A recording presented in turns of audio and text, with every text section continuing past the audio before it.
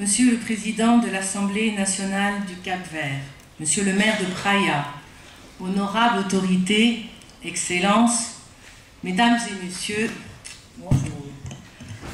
Je suis Françoise Massé, je suis française et je représente ici la Fondation Charles-Léopold Mayer, fondation privée de droit suisse, qui depuis 10 ans déjà soutient l'équipe de l'ARGA, l'Alliance pour refonder la gouvernance en Afrique, pour mener un travail de réflexion et de proposition sur la gouvernance africaine. L'ARGA a choisi de tenir au Cap-Vert, en dehors du continent, la première des 4 journées annuelles sur la gouvernance en Afrique, qui ont pour objectif de faire émerger un espace de réflexion prospective et de co-initiative à l'horizon 2060, intitulé « L'Afrique prend son destin en main ». Malgré les difficultés pour certains participants qui ont dû traverser cet immense continent pour venir jusqu'ici, le Cap-Vert est un choix judicieux.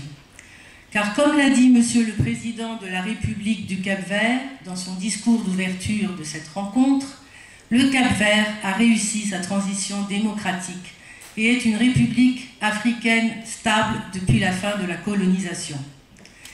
Il nous a énuméré des conditions qui ont permis cette réussite. Et je citerai celle qui nous a le plus frappé, nous qui avons eu le privilège de tenir notre réunion dans la maison des élus du peuple capverdien. C'est la proximité des élites, des autorités avec la population. Nous sommes quelques participants ici à loger dans un hôtel tout près de l'Assemblée. Et nous avons pu voir Monsieur le Président de la République prendre son café en bas de chez lui, ici, dans ce quartier même.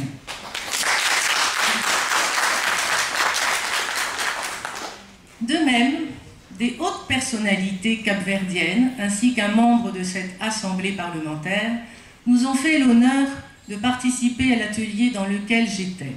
Et nous avons pu constater à nouveau la proximité, la facilité de contact entre eux et les jeunes capverdiens de l'équipe d'appui.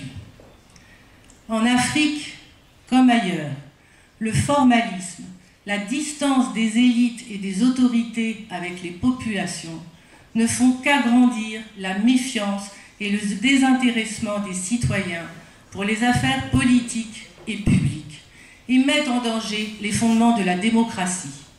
Le Cap-Vert doit nous inspirer. Un autre espace doit nous inspirer, celui de la Méditerranée.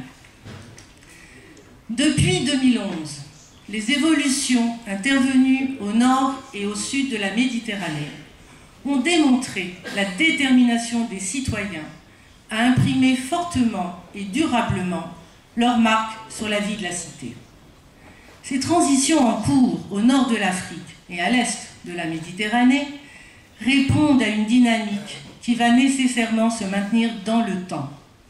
Les citoyens du nord de l'Afrique, dans toute leur diversité, ont redonné aux notions de démocratie et de citoyenneté leur sens premier et prometteur. Il va de soi qu'avec cette page nouvelle, maintenant ouverte, la Méditerranée retrouve, par l'action de ses propres citoyens, l'opportunité de revenir à son sens naturel et premier, d'afficher son unité et ses continuités, et d'être source d'inspiration, bien au-delà de son espace naturel, et ce, malgré les peurs et les appréhensions liées à une mauvaise perception de la diversité religieuse et culturelle, et dont l'islamophobie montante dans les sociétés européennes est la manifestation la plus claire. Cet élan citoyen au nord de l'Afrique n'est pas parvenu avec la même force en Afrique subsaharienne, en Afrique de l'Ouest. Mais d'ores et déjà, nous pouvons établir des relations avec ceux qui ont contribué à ce changement.